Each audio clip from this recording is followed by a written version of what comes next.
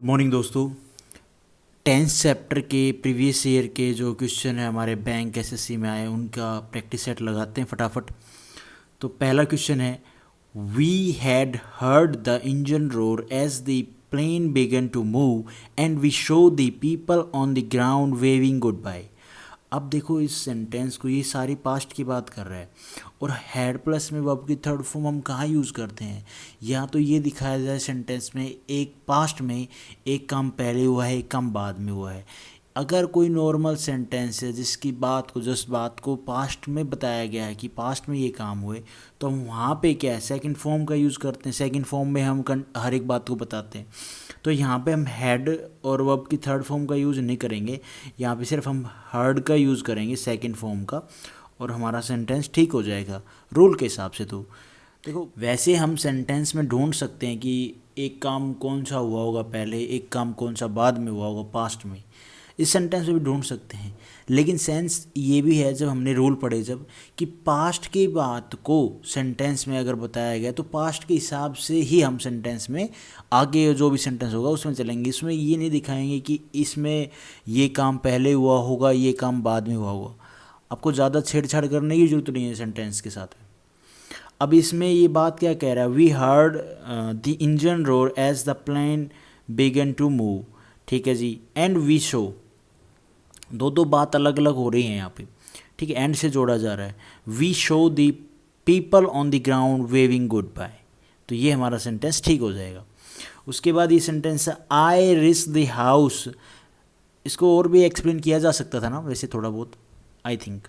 उसके बाद ये सेंटेंस है, आई rich the house exhausted and was very disappointed when I learned that my father has just left. नहीं यार, हैड जस्ट लेफ्ट आएगा ना यहाँ पे, क्योंकि यहाँ पे आप देखो एक इसके क्या सेंटेंस में ये बताया गया वैन से ये पता चल रहा है कि एक काम कौन सा पहले हुआ होगा एक काम कौन सा बाद में हुआ होगा।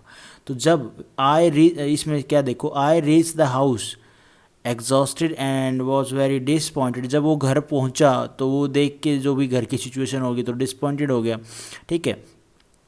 लेकिन व्हेन आई लर्न दैट, जब उसने पढ़ा समझा सिचुएशन को, my father had just left, उसके फादर जा चुके थे, मतलब स्वर्ग सिधार चुके थे, ठीक है। तो यहाँ पे हम हैड का यूज़ करेंगे भाई, जो काम पहले हुआ है उसको हम हैड प्लस में वर्ब की थर्ड फॉर्म, और जो काम बाद में हुआ उसको हम सेकंड फॉर्म में लिखेंगे, सेकंड फॉर्म में, यहाँ पे भी तो सेकंड फॉर्म ही है ना ये। मैंने रूल क्या हमारा, आपने अगर ऐसे सेंटेंस देखे हो जब एक बात को पास्ट में पहले ये हुई होगी दूसरी वो हुई होगी, तो इफ़ क्लोज में जैसे जो ये वर्ड होते हैं, वैन हो गया, ठीक है, आफ्टर हो गया, बिफोर हो गया, एज सून एज हो गया, अंटिल हो गया, इसके बाद में सेकंड फॉर्म आती है जैसे यहाँ पे। उसके बाद जो दूसरा सेंटेंस होता है मेन क्लोज, उसमें हम हैड प्लस में वर्ब की थर्ड फॉर्म का यूज़ करते हैं, चाहे वो यहाँ पे वो सेंटेंस चाहे यहाँ पे लिख दिया जाए। लेकिन ये इतनी बात भी किससे में लिख रहा है, सेकंड फॉर्म में, ये यहाँ तक तो ठीक था। उसके बाद हमने ये रूल अप्लाई किया, वैन के बाद देखा हमने इसने कौन सी बात पहले हुई, तो यहाँ पे उसके फादर जा चुके थे भाई, उनकी डेथ हो चुकी थी, ठीक है। और उसके बाद हमारा ये सेंटेंस आई लर्नड। उसके बाद हमारा next question, everyone now knows that the debate on education had been postponed so that the government may discuss the latest crisis. अब भैया इस सेंटेंस में हम देखें तो कहाँ गड़बड़ है। everyone knows that the debate on education had been postponed। इस सेंटेंस में आप एक चीज़ को समझो, चीज़ वो है कि जो काम अभी अभी समाप्त हुए हम वहाँ पे किसका यूज़ करते हैं, हैज़ प्लस में वर्ब की थर्ड फॉर्म, है ना। अब यहाँ पे देखो आप, everyone now knows that the debate on education had been, ये हैड तो वहाँ पे क्या, जो पास्ट में कोई घटना हो रही हो उसके ऊपर बात करता है ना, जो ख़त्म हो चुकी है बहुत पहले। तो हैड बिन पोस्टपोन, अब जो घटना है जो डिबेट है वो तो अभी अभी पोस्टपोन हुई है, तो यहाँ में हम हैड का नहीं हैज़ का यूज़ करेंगे। चलो जी ठीक है, सो that the government may discuss the latest crisis. देखो सेंस को भी समझना है, सारे हमेशा रूल ही काम नहीं आते हैं भाई। तो हम यहाँ पे किसका यूज़ करेंगे, हैज़ का यूज़ करेंगे। अब आप सोचोगे ये कौन सा रूल आ गया, हैज़ बीन वर्ब की थर्ड फॉर्म। नहीं भैया, आप देखोगे हैज़ के साथ में वर्ब की थर्ड फॉर्म में आता है, तो बी की थर्ड फॉर्म क्या होती है, बी वॉज वर और बीन। तो ये बीन क्या है, वर्ब की थर्ड फॉर्म ही तो है ना बी की। तो यहाँ पे थर्ड फॉर्म। दूसरा क्या है, चलो जी, यहाँ पे मेरे को एक डाउट रहता है जो आप भी हेल्प कर सकते हैं इस चीज़ को निकालने में। अगर ये चीज़ नहीं है जो मैंने बताई, तो फिर इसका क्या रूल है, रूल बेस्ड कॉन्सेप्ट पता होना चाहिए ना इतना ये, क्योंकि वो आपकी थर्ड फॉर्म आएगी यहाँ पे। तो यहाँ पे क्या रूल अप्लाई होगा, रूल मेरे हिसाब में तो इतना ही। उसके बाद ये जो वर्ब है उसको सेकंड फॉर्म में लिखा गया है, दैट्स ऑल। इस सेंटेंस में ना आपको ये जो has been, have been verb की थर्ड फॉर्म वाला जो कॉन्सेप्ट है, जो हमें अक्सर सेंटेंस वाली टेंस वाली बुक में नहीं गिवन होता है, ये जब हम एक्टिव वॉइस और पैसिव वॉइस पढ़ते हैं जब हमें पता चलता है। देखो, जब डूअर ना हो, डूअर ना दिखे हमें, तब हम वहाँ पे क्या यूज़ करते हैं, पैसिव वॉइस होती है वो हमारी। और वहाँ पे हम हैज़ बीन जो कम हो चुका है, ठीक है, अभी होना बाकी है, तो वहाँ पे क्या हम has been, have been verb की थर्ड फॉर्म का यूज़ करते हैं। अब यहाँ पे इस सेंटेंस में देखो, everyone now knows that the debate on education had been postponed. अब भैया जो एजुकेशन पे जो डिबेट चल रही थी वो क्या है, पोस्टपोन हो चुकी है। तो यहाँ पे हम किसका यूज़ करेंगे, अब यहाँ पे डूअर का तो कोई काम है नहीं, कौन करने वाला है पोस्टपोन, वो चीज़ तो है नहीं। तो ये क्या है, पैसिव फॉर्म में है।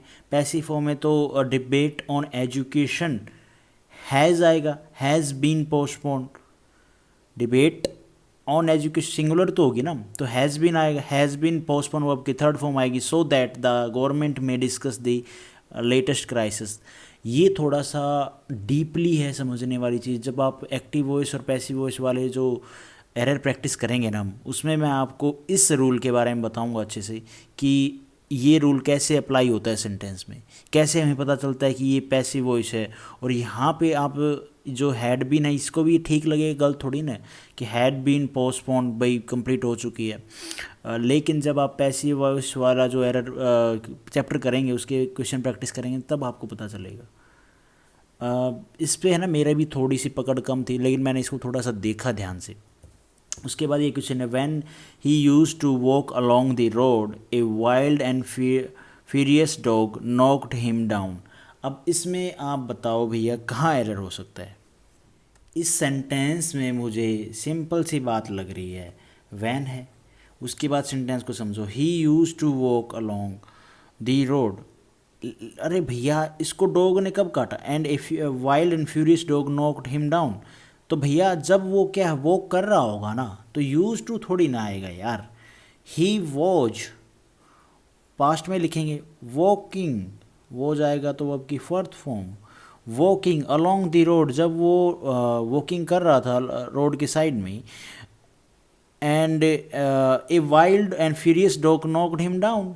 सिंपल सी बात है, तो हमारा यहाँ पे वॉज नॉकिंग वॉज वॉकिंग आएगा, क्योंकि ये पास्ट में ठीक है, ठीक लिख रखा है। उसके बाद हमारा जो क्वेश्चन है, इस तरह के क्वेश्चन पे ना मुझे थोड़ा सा आपको और समझाना पड़ेगा, मुझे लगता है और काम करने की ज़रूरत है। उसके बाद है एनर्किस्ट, ये क्या होता है, अराजकवादी person. Is a person who is believing in और ट्राइज बीइंग अबाउट एनार्की। तो यहाँ पे भैया क्या आएगा, बिलीव्स आएगा यार, है ना, क्या आना चाहिए, बिलीव्स ही आएगा, बिल्कुल ठीक है।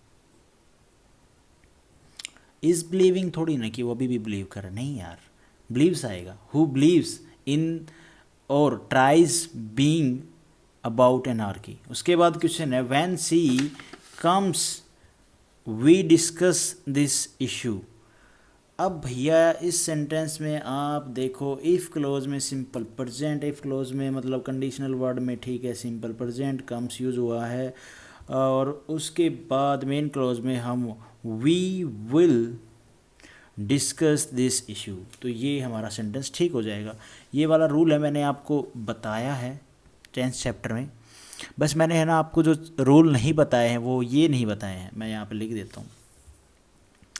हैज़ बीन प्लस में वर्ब की third form have been, verb की third form had been, verb की थर्ड फॉर्म। ये वाले रूल मैंने आपको एक्टिव वॉइस और पैसिव वॉइस में आई थिंक बताए हैं, तो उस चैप्टर में करेंगे तो अच्छे से करेंगे। लेकिन अभी मैं आगे जो भी प्रैक्टिस सेट लेके आऊँगा ना, उसमें इस तरह के अगर एरर बेस्ड क्वेश्चन पूछे जाते हैं तो मैं उस पर थोड़ा काम करके आऊँगा और आपको कंफर्म बताऊँगा, ठीक है।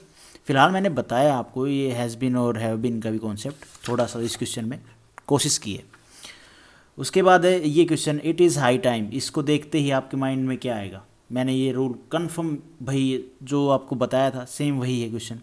You bought this book from market, तो भैया ठीक है, सेकंड फॉर्म का यूज़ हुआ है, बिल्कुल ठीक है सेंटेंस हमारा। जब भी आपको सेंटेंस में it is time, it is high time, it is about time दिखे सेंटेंस में, तो आपको सिंपल पास्ट टेंस यूज़ करना है, दैट्स ऑल, ठीक है।